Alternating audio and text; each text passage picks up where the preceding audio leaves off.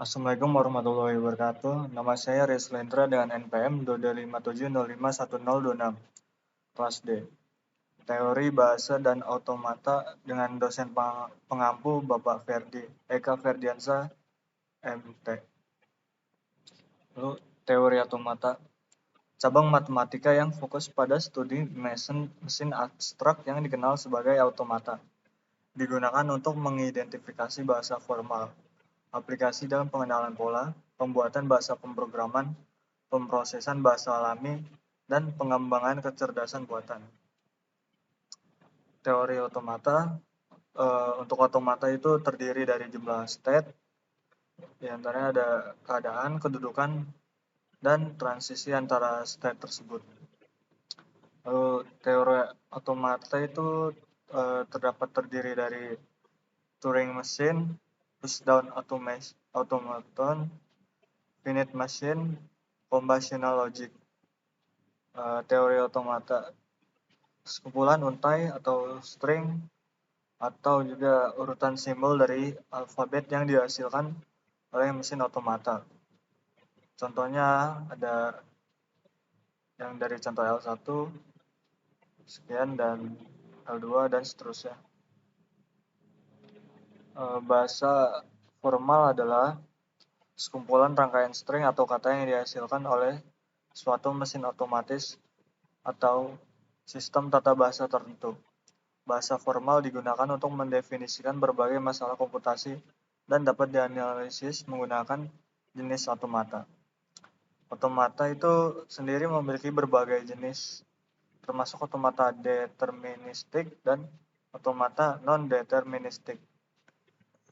Jenis-jenis automata ini memiliki tingkat kemampuan yang berbeda dalam mengenali bahasa-bahasa formal. FSA adalah singkatan dari Finite State Automation, adalah salah satu jenis automata yang digunakan untuk mengenali dan memproses bahasa formal. Ini merupakan salah satu komponen dasar dalam teori automata. FSA terdiri dari sejumlah terbatas state yang dapat berubah dari satu state ke state lainnya berdasarkan input yang diterima. Itu ada deterministic finite state automation, DFA, ada NFA, FST. Apa itu state? State itu adalah kedudukan keadaan. Contohnya lampu, sepeda motor, permainan catur, dan lainnya. FSA dinyatakan dengan 5 tupel. Secara formal dinyatakan dengan 5 tupel. Yang ini merupakan himpunan state atau kedudukan, lalu yang ini abjad, himpunan simbol input atau masukan, dan seterusnya. Contoh vending machine pengecek pariti ganjil. Di sini keterangannya adalah lingkaran menyatakan state atau kedudukan. Label pada lingkaran adalah nama state tersebut. Dan busur itu menyatakan transisi, yaitu perpindahan kedudukan atau state. Lingkaran didahului sebuah busur tanpa label menyatakan state awal.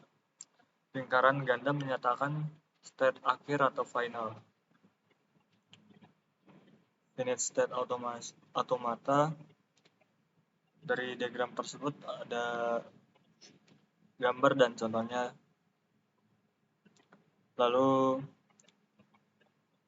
maka tabel fungsi transmisi pengecek pariti ganjil, karena mesin di atas merupakan pengecek pariti ganjil, maka himpunan state akhir yang menyatakan input diterima oleh mesin adalah out. Lalu jika mesin input 1101, urutan state menjadi even out, maka diterima oleh mesin. Jika mesin mendapatkan input 101, urutan state menjadi even out, maka ditolak oleh mesin. Untuk FSA itu dibedakan menjadi dua. Ada DFA, deterministic finite automata, ya berhingga yang pasti, tetap, atau tertentu. Lalu NFA, non-deterministic automata, berhingga yang tidak pasti. dari suatu state ada tepat satu state berikutnya untuk masukan yang diterima.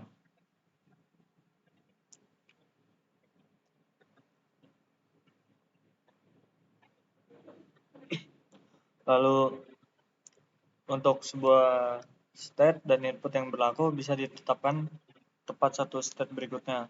Suatu string X dinyatakan diterima bila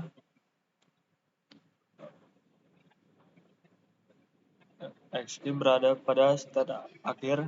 Dengan kata lain, secara formal, bila M adalah sebuah bahasa FSC, maka menerima bahasa yang disebut yang merupakan himpunan yang ada di dalam F. Contohnya ada di bawah ini. Lalu untuk setiap state tidak selalu tepat ada satu state berikutnya. Untuk setiap masukan yang diterima dari suatu state bisa terdapat 0,1 atau lebih busur keluar, transisi, atau masukan yang sama.